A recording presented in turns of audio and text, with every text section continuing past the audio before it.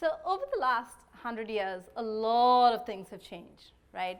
With the invention of the computer, space travel became a reality, medicine grew, and we have a lot of different cures for things we never thought we'd be able to eradicate years ago.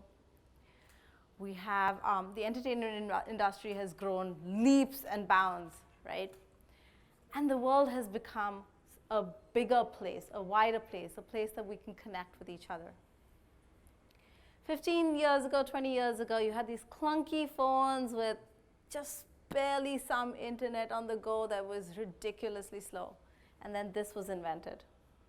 And today, again, the world is a small place because you can get anywhere and talk to anyone. Of course, that wouldn't happen without what is now becoming the most important thing on Maslow's pyramid, Wi-Fi. We can't live without Wi-Fi today, but Wi-Fi has also made the world a much wider, a much more accessible place. Now let's put a gender lens on this. None of this would have happened without Grace Hopper or Hedy Lamarr, the women who made all of this possible. Yet how many people actually know that women were a part of this? Let's put a gender lens on progress today.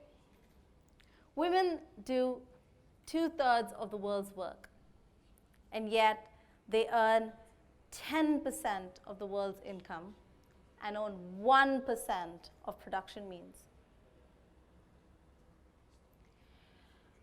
Women own about 39% of businesses in the private sector, and yet they have access to 1% of corporate spend on vendors. 125 countries have outlawed domestic violence, and yet, even today, 1 in 3 women reports facing some form of violence in her lifetime.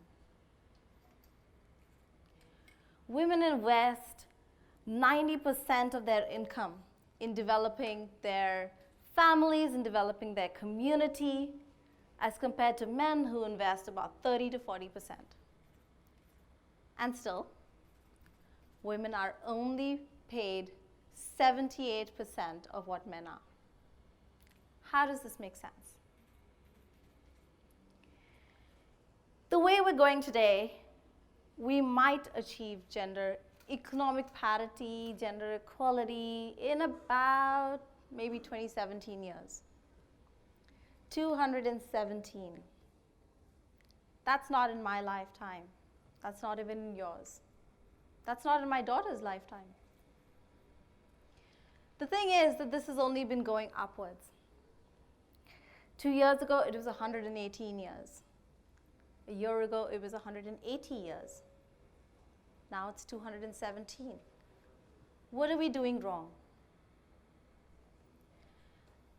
The way I see it, the movement to achieve gender equality, to make sure that everybody, irrespective of your gender, has equal access, equal opportunity, and equal rights, has always been a movement where women work towards achieving something for women.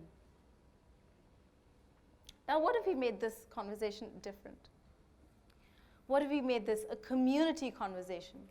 Because it is in everyone's interest to have gender equality.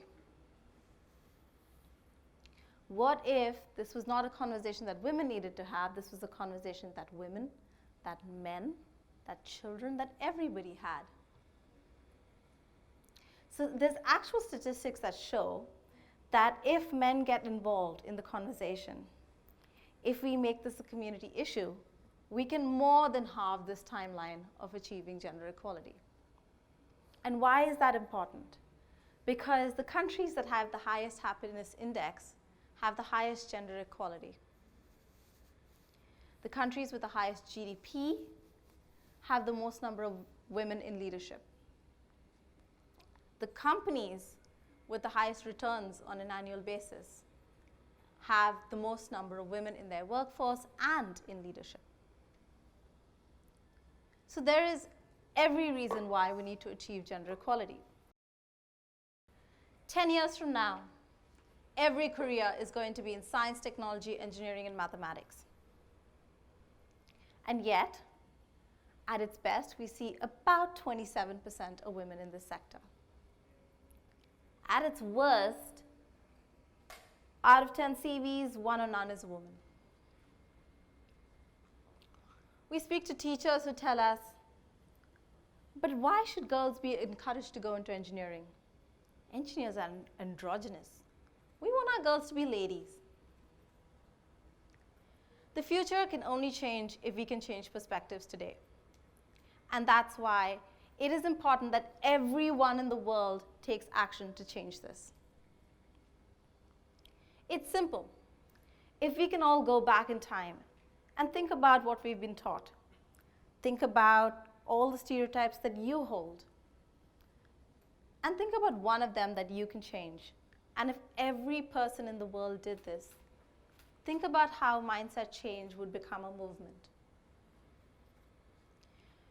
Think about what would happen if you didn't laugh at that sexist joke that your friend just cracked. Maybe they wouldn't like you for 5 minutes.